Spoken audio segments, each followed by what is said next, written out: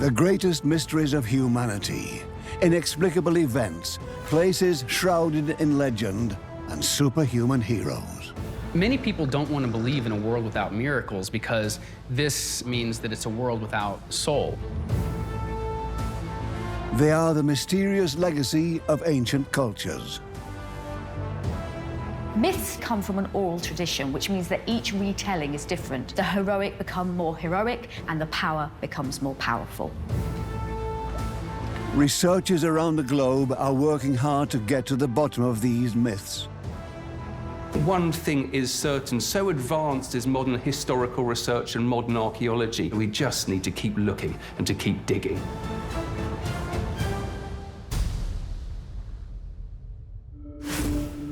One culture that has provided ample material for myths is the old Egyptian civilization.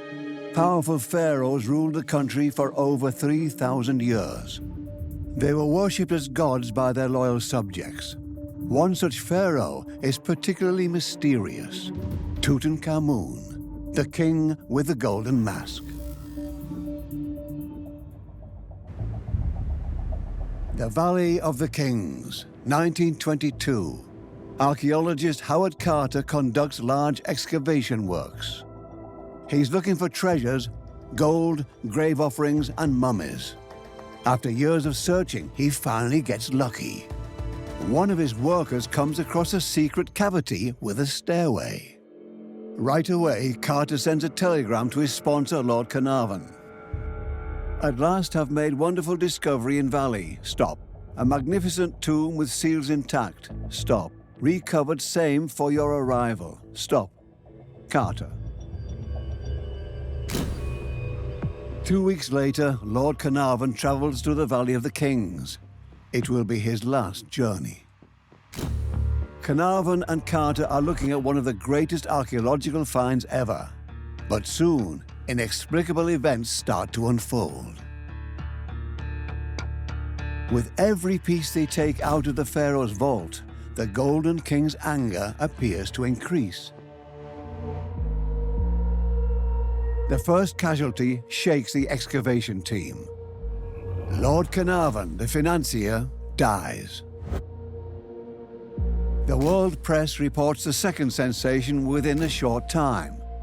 First, the discovery of the tomb, and now the deadly curse of the pharaoh. The curse gave the press a juicy story. It led to serious mystery, which excited not just the journalists, but their audiences. Now, if you want a story to be well known, make it a secret. 17 people die, allegedly from the curse of the pharaoh. Among the dead is Arthur Mace, Carter's right hand. Is the tomb really the cause of all these deaths? Does the ancient corpse have sinister powers that haunt us in the present? The discovery of Tutankhamun's tomb unleashed the curse. The facts surrounding the tomb are somewhat obscure. The young king was very mysterious. He took the throne when he was 8 or 9 years old and died at 18 or 19. Tutankhamun was the son of Akhenaten, a revolutionary pharaoh. He and his spouse Nefertiti were to be treated like gods. After Akhenaten's death, he was succeeded by his young son Tutankhamun. 10 years later, he is also dead. Tutankhamun completely disappeared from the history books after his death. So without finding his tomb, we'd probably still not know about this pharaoh to this very day. The Egyptian Museum in Cairo. Valuable artifacts from Tutankhamun's tomb are on display here.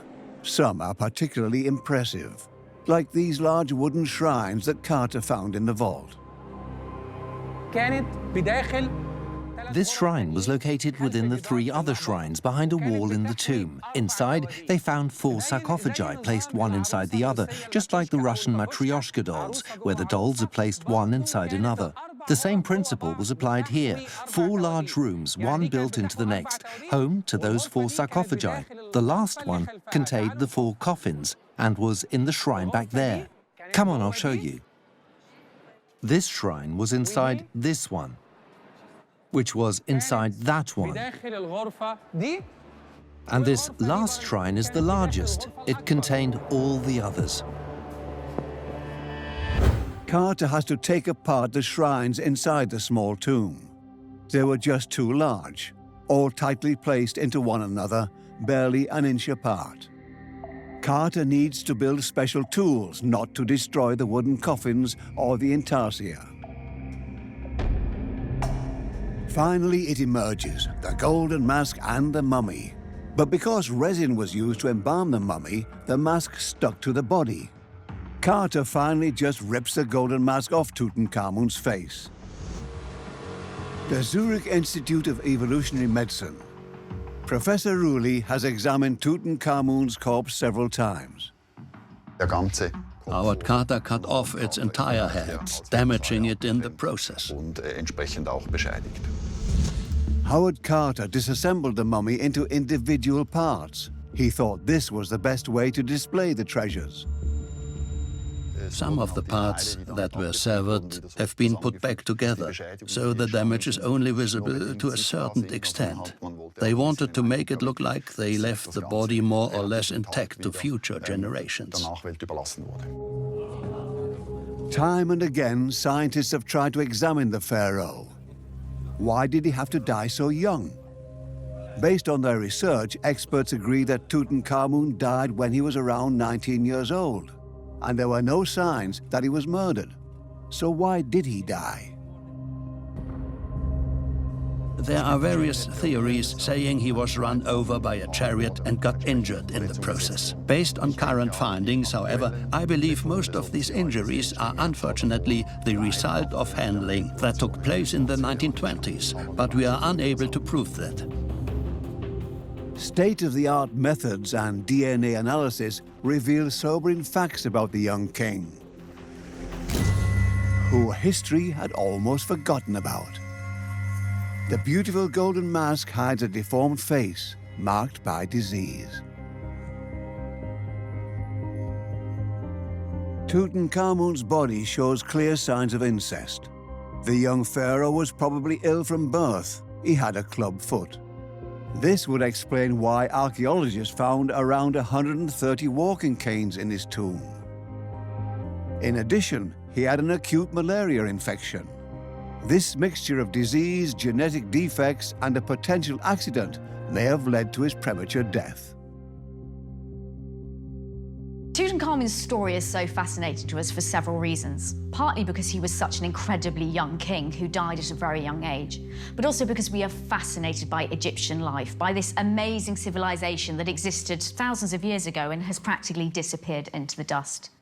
We love to hear these magical stories of kings and their adventures, and associate that with the curse, and you have an amazing story to hand down the generations. But what about the mysterious deaths? In fact, the discoverers of the burial chamber died much less spectacularly than long thought. The majority died of natural causes. The curse of the pharaoh. No magic power, but rather a successful PR stunt.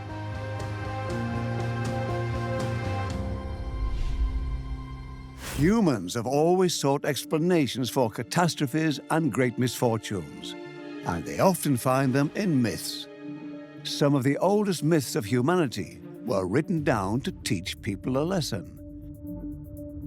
In the 4th century BC, Greek philosopher Plato describes Atlantis as a splendid island nation whose residents were doomed. Was there actually such a civilization that was completely wiped out? What is the myth of the lost island kingdom really trying to tell us? Atlantis, the magnificent island nation. It is said to have consisted of several rings, at its heart, Poseidon's temple. It was home to the most advanced culture of its time. But the Atlanteans were also arrogant, so the gods decided to punish them. Atlantis was completely annihilated in a dramatic catastrophe. The myth of Atlantis is important to us today because it's the story of a once highly developed culture which was lost, which has utterly disappeared. It's a story of hubris, it's a story of punishment, and in the modern world in which we think we know so much, we celebrate our achievements, well, it serves as a pretty powerful warning. We can read about the legend in Plato's work.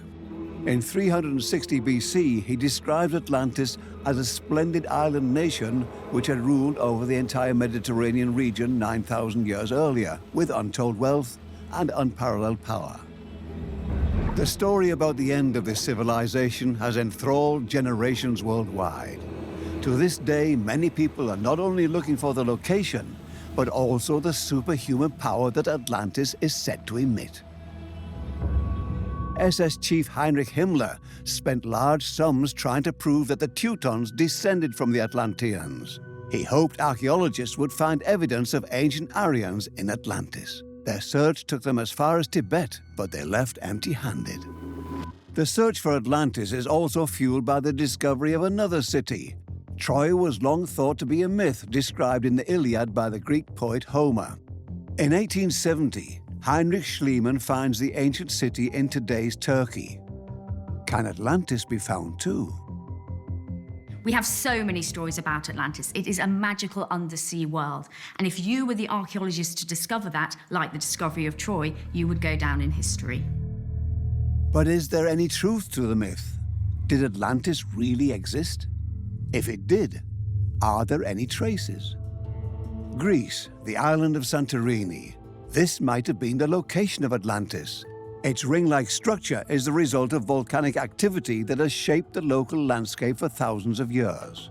Geologist Evinomico is familiar with the stories about Atlantis. The island attracts myths like a magnet. Before 3,600 years, at this place, there was a small island with the same geometry, with the same composition, lava composition, and at the top of this volcano, a city was built on. Santorini is located on an ancient volcano. When it erupted thousands of years ago, it wreaked havoc. The crater became clogged with boulders and eventually exploded. A natural catastrophe, just like Plato describes. Scientists are looking for evidence in the sea surrounding the crater. Using state-of-the-art technology, they're examining the volcanic rocks underwater. This is a small robot. This is a small ROV. We call it as Jason. And we will explore the seafloor very close near Kameni just to see the morphology of the lava that is cooling down on the seafloor. Okay. 8 engines and 3 cameras. The robot replaces the divers and provides high-resolution images. It passes by lava solidified a long time ago. Just like the islands themselves, the volcanic eruption shaped the sea floor around it. And at last, a discovery. 6 meters? Underwater stairs. Could they belong to a former harbor? An entrance to the city of Atlantis? Evinomico is one step closer to finding Atlantis. But she will need to conduct more dives to find out whether these steps are man-made or a product of nature. I believe that there was a magic city just in the middle of the caldera, and that city has been destroyed completely. But we need to search more and explore more. And when we find some evidence from the seafloor, not something that we will find on land, then I will be completely sure that Santorini was Atlantis. But something doesn't add up in the Santorini theory. According to Plato, Atlantis is located beyond the Pillars of Hercules, behind Gibraltar. US researcher Richard Freund is convinced that he will be able to unearth Atlantis in this region. Following Plato's descriptions, he's got his eyes set on southern Spain. His search takes him to the Doñana National Park. He believes today's dunes cover the once important harbor and the ring-shaped islands. He suspects the coastline has shifted over the centuries. We are at ground zero for Atlantis. Freund visits a 1920s excavation site. The dig was never finished. Today, the park is protected. It is impossible to conduct new excavations. A rock formation is sticking out of the ground, maybe a wall. We're going to measure this edge, and then I want to just measure this edge. This is a right angle. There are no right angles in nature. This is something that was man-made. If his theory is correct, this wall might have once belonged to the powerful city of Atlantis.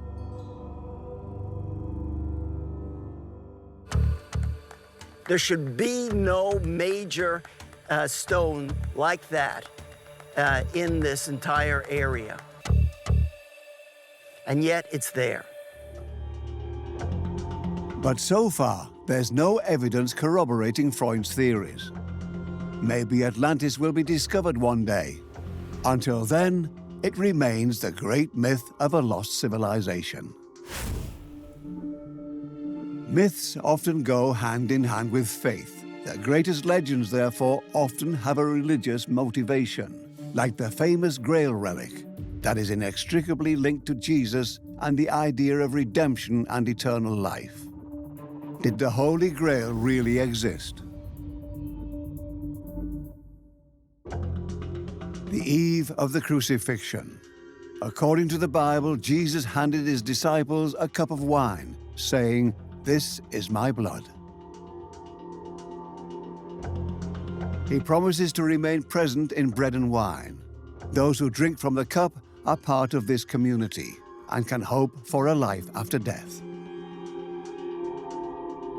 The Holy Grail is like a condensed conduit for the power of creation, which can be used to heal, to restore sanity. It comes in the form of a cornucopia, which delivers the sustenance of life and the womb from which life comes. You name it. The Grail, in its essence, represents the source of creation itself. The chalice is lost for centuries. In medieval times, however, the Crusaders revived the legend. They want to conquer the Holy Land and bring all the relics back to Europe.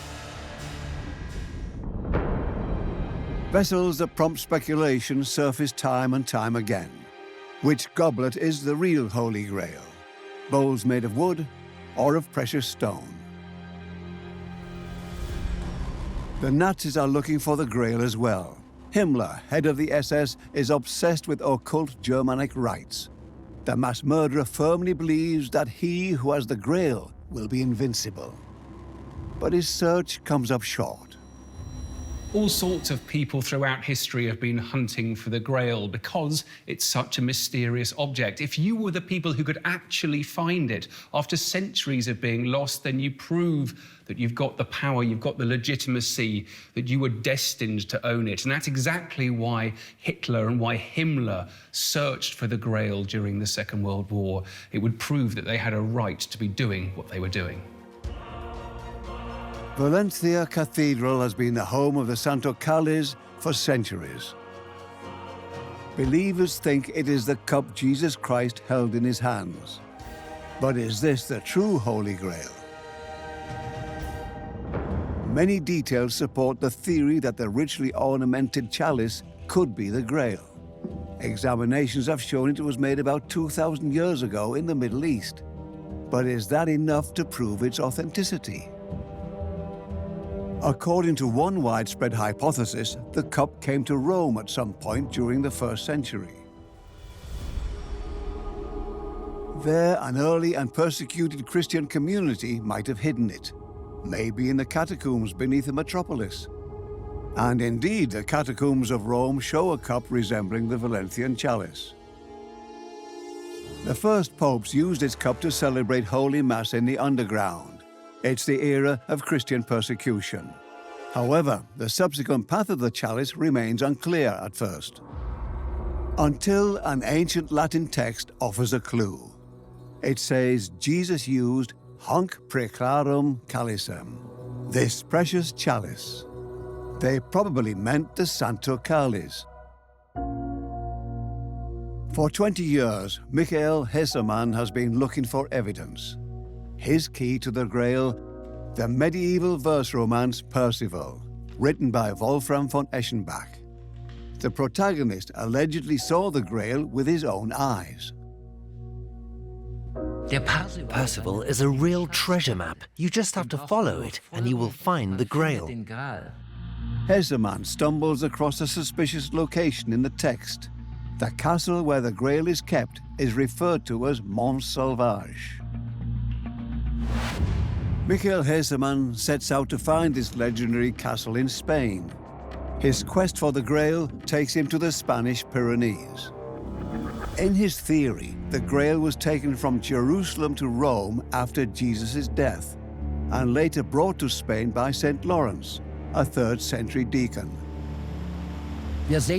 We can see the Mont Salvatoris here, the Pico de San Salvador. In the local Occitan language spoken in Aragon at the time, it was called Mont Salvage, and later this became the name of the Castle of the Grail in Percival. The text comes with directions. At the foot of that mountain, turn right. At the end of the path lies an ancient building hidden under a ledge, the monastery of San Juan de la Peña.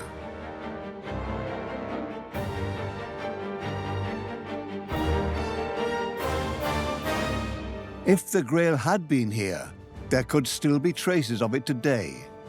Michael Heseman wants to take a closer look at the monastic maze. The heroic epic provides an exact account of the rooms where Percival sees the Grail. In the middle, he saw 4 pillars, and in between, a giant fire was ablaze. We can see 1, 2, 3, 4 large pillars here, and 1, 2, 3 spaces in between, where the braziers were placed.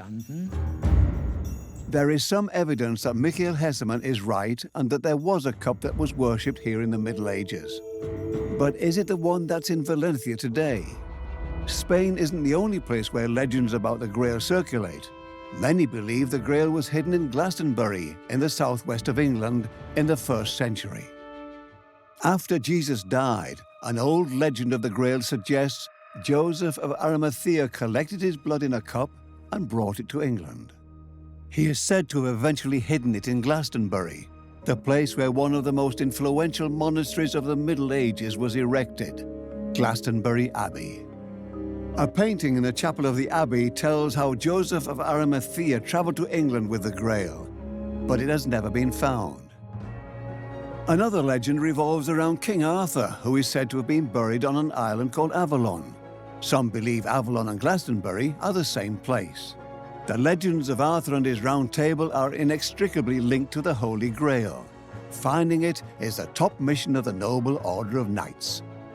The myth of Arthur being linked with the Holy Grail is a very important part of the Arthur story because it makes him more powerful. It gives him the divine anointment he needs to make him into a true legend which can withstand the years.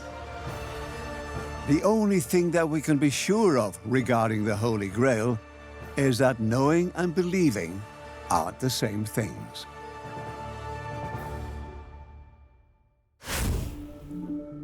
Where things lie hidden, there's a myth waiting to be discovered. Treasure hunters don't only set their eyes on objects with religious meaning, but also on places said to hold great riches. The Song of the Nibelungs is probably the most famous German saga. It tells the story of the legendary treasure of Siegfried, the dragon slayer. But where is his gold now? The Rhine, center stage for the tale of the Nibelungs dating back to the late antiquity and the migration period. It's a saga of greed, treason, and murder, and a huge treasure stolen by Siegfried, the dragon slayer.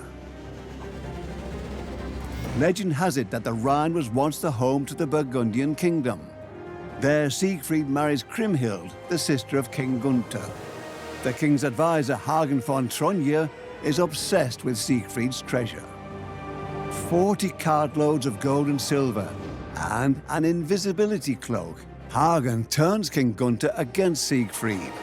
At the king's behest, he kills the hero and hides the gold in the Rhine. The river has kept the secret ever since. The Hagen monument in Worms is a reminder of the Nibelungs. But without the treasure and the hope to find it, this tale would have likely been forgotten long ago. Humans are fascinated by treasures partly because of the monetary value, obviously, but the treasures that we see in myth tend to be more than that. They have a magical value to them. They have a personality of themselves. They're a character in the story. So, for example, if we think in the Nibelung of Siegfried's invisibility cloak, and I think we like the idea of there being something in the world that connects us to a realm beyond our own. So it's a magical power. But how much historical truth is hidden in the ancient writings? St. Gall, Switzerland. There's an important clue here. The Benedictine monastery is home to one of the oldest manuscripts of the Song of the Nibelungs. It dates back to the second half of the 13th century. Joachim Heinzler knows the Nibelungs Saga better than most. He believes the text is based on true events that took place many centuries before the manuscript was written. Generally speaking, heroic legends were considered historical, a form of passing on history. According to the saga, Siegfried's widow Kriemhild seeks revenge after the death of her husband. She turns away from the Burgundians and marries Etzel, king of the Huns. Upon her invitation, King Gunther and his entire entourage travel to the court of the Hun king. They all die in an unparalleled bloodbath.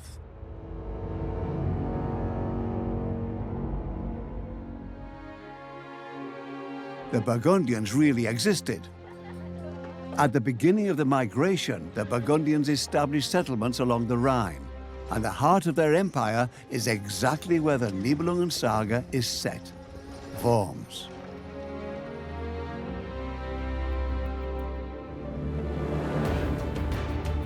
And just as in the saga, the real Burgundians are doomed. In around 435, they are defeated by Roman and Hun troops.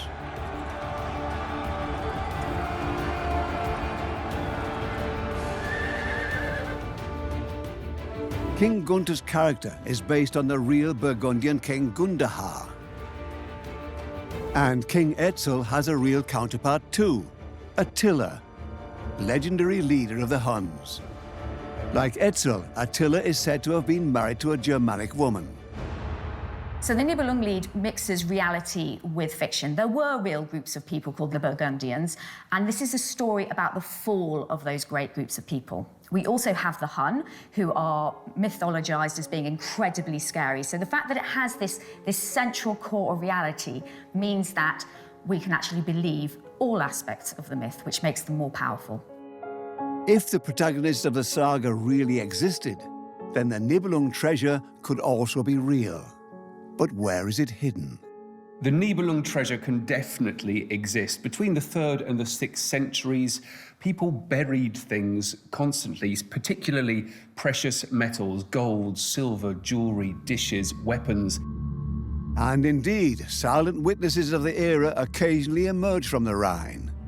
The last sensational find dates back to 1967, when dredgers came across an incredible treasure in a gravel pit. Heino Neumeier, curator of the Neues Museum Berlin, safeguards the treasure, known as the Hoard of Neupots. What we have here is really extraordinary, really unique. It's the biggest hoard from Roman times that was ever found north of the Alps. Richly adorned weapons and vessels, silver, bronze, copper. The value of the raw materials alone is quite impressive. A huge treasure like the one in the Nibelungen Lied. The coin finds date it relatively clearly to the year 259, 250 years before the events in the Nibelung Saga. It's not Siegfried's gold, but a silver lining nevertheless. The real treasure might still be out there, waiting to be discovered. The possibilities are unlimited, because the course of the river has changed over the centuries. What used to be the bottom of the Rhine is dry land today. Amateur researchers are scouring the woods along the shores of the Rhine with metal detectors, sometimes with great success. In 2014, Benjamin Czerny finds gold and silver jewelry worth more than €1 million. The find of his life.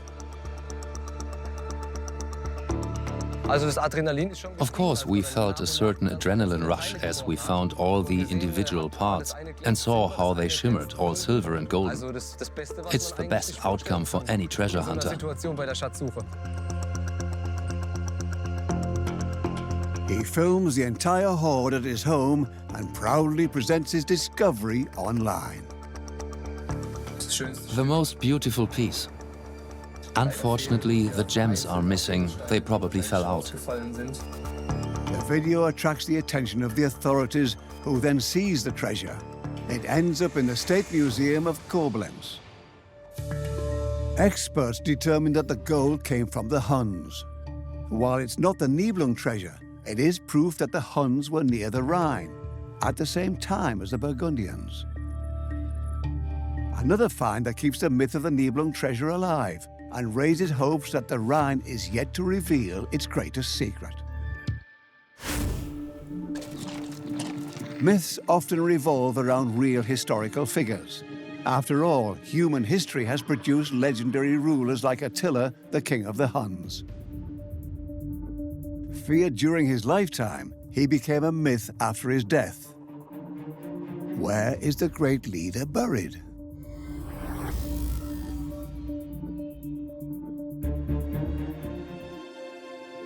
It's the year 453. Although Attila has already suffered his first military defeats, he is still the powerful ruler of an impressive empire. His marriage to Ildiko, a Germanic princess, is supposed to further stabilize Attila's power. But the honeymoon phase doesn't last long. Attila dies the night they were married. Was it an accident or murder? Today, it seems likely that the king died as a result of his excessive drinking. The greatest unsolved mystery: where is his tomb? His dead body is said to be protected by 3 layers of iron, silver, and gold. Allegedly, Attila's followers cut off their hair and scratched their faces to mourn his death with blood instead of tears. But where could he be buried? It's like looking for a needle in a haystack. The Huns were on the move in almost all of Europe. In the West, they entered the stage of history in the 5th century AD. In bloody battles, the warrior horsemen advanced deep into the heart of Europe. Their greatest enemies, the Romans. We don't know exactly why the Huns started to move. Perhaps it was climate change, perhaps they were searching for new fertile land for their growing numbers of horsemen. But we are certain that when they started to move, they pushed in front of them tens of thousands of people, and they fought those tribes as well, pushing them up against the walls of the Roman Empire. Attila was probably the most successful Hun leader. He knew how to unite the feuding tribes. Today, we don't even know what he looked like, because there are no written documents. The Huns were an illiterate people. The only reports about them come from their enemies. The former Hun Empire is mainly located in today's Hungary. Remains of the warriors on horseback are scattered all across the country.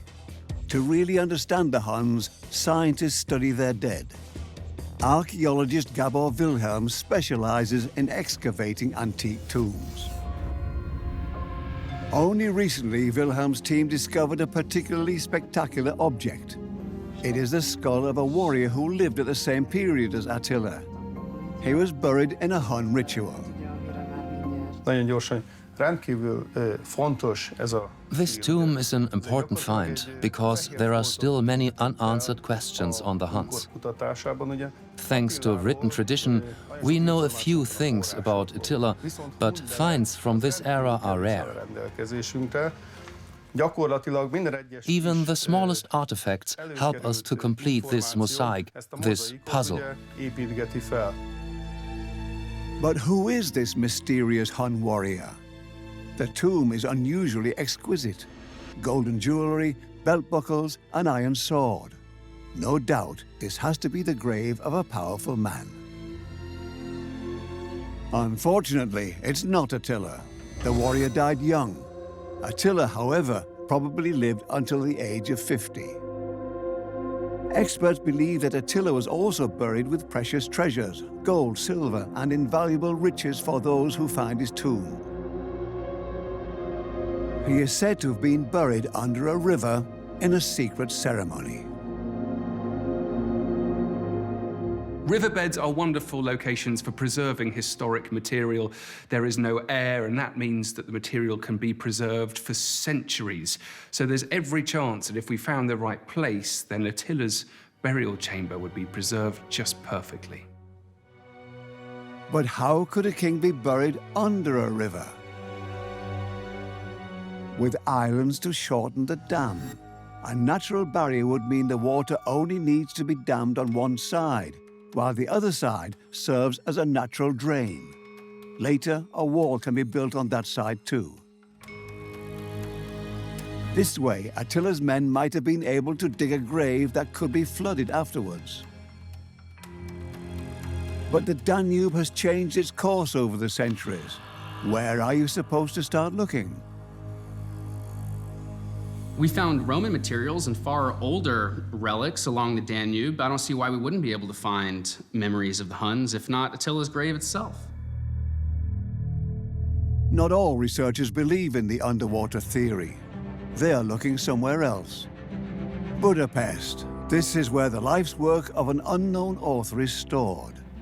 The Hungarians refer to him as anonymous. His work is titled the Gesta Hungarorum, the deeds of the Hungarians. The 800-year-old manuscript mentions the city of King Attila. But where is this ancient royal city? Some think it could be the medieval town of Sicambria. Sicambria is believed to be lost, but its ruins might be found in the woods of the Pilish Mountains. Ecologist Imre Lansky has followed the Gesta Hungarorum and is convinced that he's found the remains of the ancient city in this forest. I'm standing on the wall of Attila's castle. The wall was already here back then. If he is right, Attila's tomb might also be hidden somewhere among these trees and rocks. Lansky starts drilling into the ground. He hopes to find a cavity hiding the tomb of Attila. An endoscope camera probe slowly makes its way through the soil. This is a fragmented stone, and the rock is not the same. But whether Attila was really buried in this forest remains unclear. The same goes for the question as to who Attila really was, a cruel barbarian or a skillful negotiator. The only way to find out is to discover his tomb. But great myths are more than just windows into the past. Some ancient myths have stood the test of time and are echoed in urban legends to this day. The infamous werewolves have become an integral part of today's pop culture. They are the epitome of evil. We have an innate fear of horrible beasts, and we crave danger just as much as we are scared of it.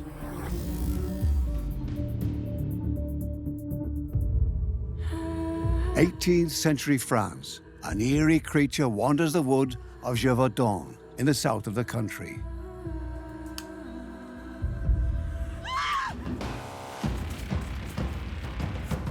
It is soon dubbed the Beast of Gévaudan. It targets women and children. The victims have one thing in common: they have claw marks. Bernard Soulier is a writer and an expert in local history. He knows everything about the documents describing the beast. The beast often attacked people on these paths, like the time they found a 16-year-old girl here in 1765. Her name was Agnès Murk. The beast decapitated her. They found her dead body and her head, which had been severed from the rest of the body. Those beheadings are what the experts find most disturbing. I think there's some resemblance between this animal and a wolf. But there's one major difference, and that's its aggressive behavior. The beast is said to have killed at least 78 people and beheaded 16 of them. Some of the victims were naked. People start panicking. Could the attacker be a werewolf? A creature half man, half wolf? Werewolves. They are the embodiment of evil. Their transformation begins at full moon. Fur grows all over the body, muscles grow beyond human proportions, fingernails turn into sharp claws, hands become paws.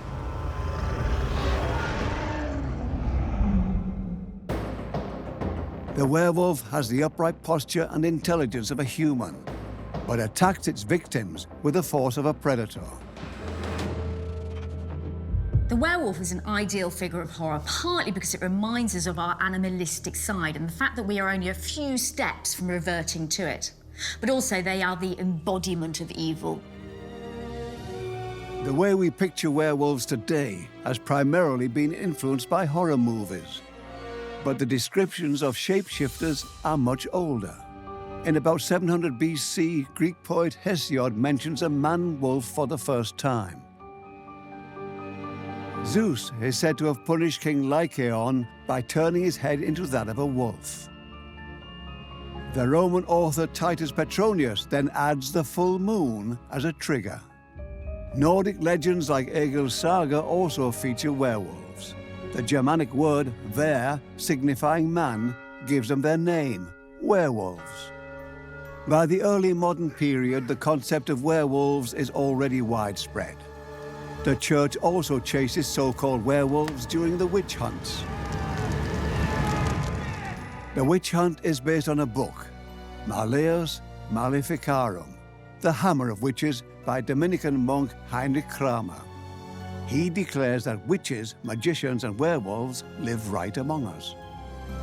The church adopted stories of werewolves to try and keep people in line. So, as a man, if you misbehaved, if you made a pact with the devil, then you could become a werewolf. And this was the ultimate sanction to make sure that people stayed in line.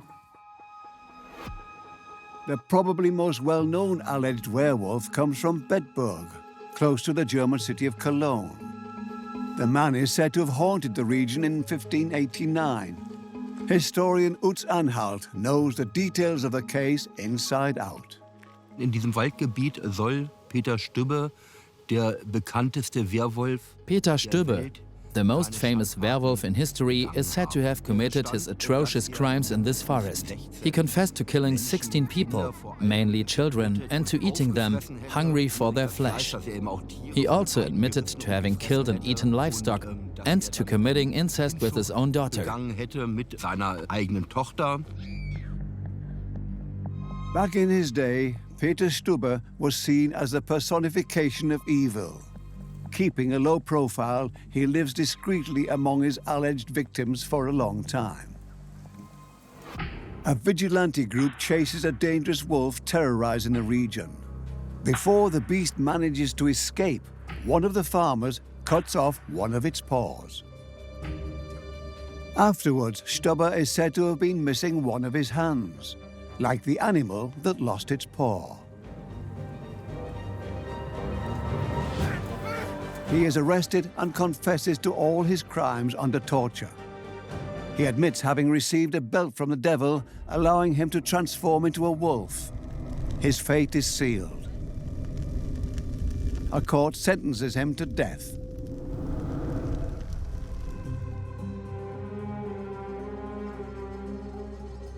A leaflet from London from 1590 tells Stubbe's story like a graphic novel. They broke his arms and legs, so they could wind them into the spokes. They went on and tore pieces of flesh out of his body with red-hot pliers. They beheaded his mutilated body, and in the end, the entire body was burned. Und am Ende wurde dieser ganze Körper nochmal verbrannt. In ancient myths, the lines between dark forces and mythical creatures, fantastic tales and crimes of cruelty often blur. Is it possible that a human being was behind the killings in Gévaudan? The mysterious beast is eventually defeated by one of the locals. His name, Jean Chastel. One single shot and it's done. The bullet pierces the animal's heart. The murders stop, but the story has a dubious hero. It's the miraculous shot that raises doubts. Chastel was about 20 meters away from a moving target and killed the animal with a single shot, a level of precision nearly impossible to achieve with an 18th century weapon. Unless the beast didn't move, maybe because it recognized the hunter. Bernard Soulier has his own theory. The wolf hunters of the 18th century would catch young wolves and crossbreed them with hounds. They wanted to breed animals for greater endurance, more resilience, more strength. Such a hybrid might not fear people and could even readily attack them. So the murders might really have been committed by a creature, half man, half animal, a hound and its owner.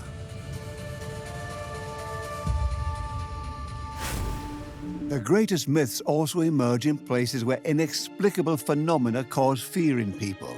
Bizarre lights in the sky, ships and airplanes disappearing without trace. Natural events like these are what stories are made of. People have always found the extreme weather and the ruthless sea in the Bermuda Triangle terrifying. But what's behind the secrets of the Devil's Triangle? December 5th, 1945, around noon, 5 US torpedo bombers take off from their base in Florida. It's a routine training flight, targeted bombing and navigating above open water. Halfway there, the squadron leader reports compass problems. The pilots are disoriented, then radio contact breaks off. To this day, all 14 crew members and their aircrafts are missing.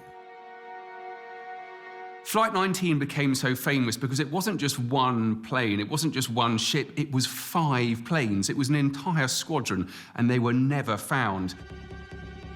At the time of their disappearance, the men are in the middle of the infamous Bermuda Triangle. For centuries, the waters between Florida, Puerto Rico, and the Bermuda Islands have been shrouded in mysteries. Over the last 100 years, more than 50 ships and 20 airplanes are said to have vanished here without a trace.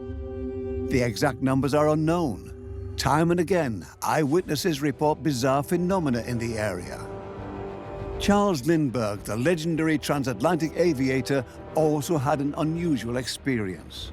On February 13, 1928, he takes off to a non-stop flight from Havana, Cuba, to his home, St. Louis, Missouri. Both compasses malfunctioned over Florida Strait. The liquid compass card rotated without stopping. Could recognize no stars through heavy haze. Liquid compass card kept rotating until the Spirit of St. Louis reached the Florida coast. So we know that the compass spun around uncontrollably. He wasn't able to navigate by the stars. And when he finally found out where he was 300 miles off course near Bahama Island. One of the most spectacular cases is the disappearance of the USS Cyclops in 1918, a gigantic US Navy vessel. In their official report, the US Navy concludes, there has been no more baffling mystery in the annals of the Navy than the disappearance of the USS Cyclops. No radio messages, no distress signals, no signs of life. How can a ship of that size just vanish into thin air? Part of the fame to do with the event was also associated with the war, so she was lost during the war, and there was a great deal of fear over what the Germans might be doing with their U-boats. And although the Cyclops was not in waters that should have been fought over, perhaps the Germans were operating U-boats there. So there's a lot of fear associated with the war, which made this myth so powerful. For the first time, people start talking about the treacherous waters. Rumors linked German saboteurs, supernatural forces, and giant sea monsters to its disappearance. Author Marvin Barash has been investigating the case for years. He's familiar with the myths surrounding this ship. However, he does not believe in a miracle. Rather, he is sure to have found a clue in the documents. There's this U.S. Weather Bureau chart that indicates that there's a large weather system on the east coast of the United States that could have indeed traveled with this large, low system into the area where the Cyclops was on her way home. But if the USS Cyclops really was in distress, why didn't she call for help? I suspect a rogue wave, the type of thing that would not have been anticipated. Without warning, no time to prepare, and I suspect likely at night. Monster waves develop when several swells of different lengths overlap. Long waves travel faster and can overtake shorter waves. As the wave heights combine, they can reach up to 30 meters. Did the USS Cyclops fall victim to such a monster wave? Could the myth of the Bermuda Triangle have a simple explanation, like unpredictable weather? But what about the compass anomalies reported by Charles Lindbergh and others? The Bermuda Islands are the remnants of an ancient volcano formed more than 30 million years ago. Witnesses of an apocalyptic moment in the history of the planet. Nick Hutchins is exploring the underwater rocks. If we were standing in this exact spot 33 million years ago, we would be under 3,000 feet of lava. This was a big volcanic island then. Over millions of years, the volcanic rock is eroded by wind and weather and washed into the sea. Today, a layer of lava sand 150 meters thick covers the ocean floor around the islands. Hutchins believes the volcanic floor could explain some of the phenomena observed in the Bermuda Triangle. Magnetite is the most magnetic, naturally occurring mineral on Earth. And the magnetite in these heavy minerals here, this is enough to affect a compass. Just this little bit here. And as you can see, as we move the compass over here, it moves.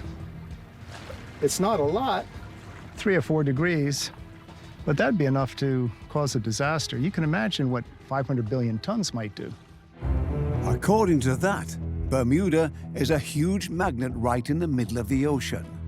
A conventional magnetic compass would suddenly point in a different direction. This can cause ships and planes to go off course. The Bermuda Triangle doesn't stand out statistically as much as it stands out in our imaginations. It becomes a place where we project whatever our myth is. If your myth is that everything's explainable, you're projecting that onto the Bermuda Triangle. If your myth is that there are aliens or Atlantis, that also is then going to be what you project onto the Bermuda Triangle.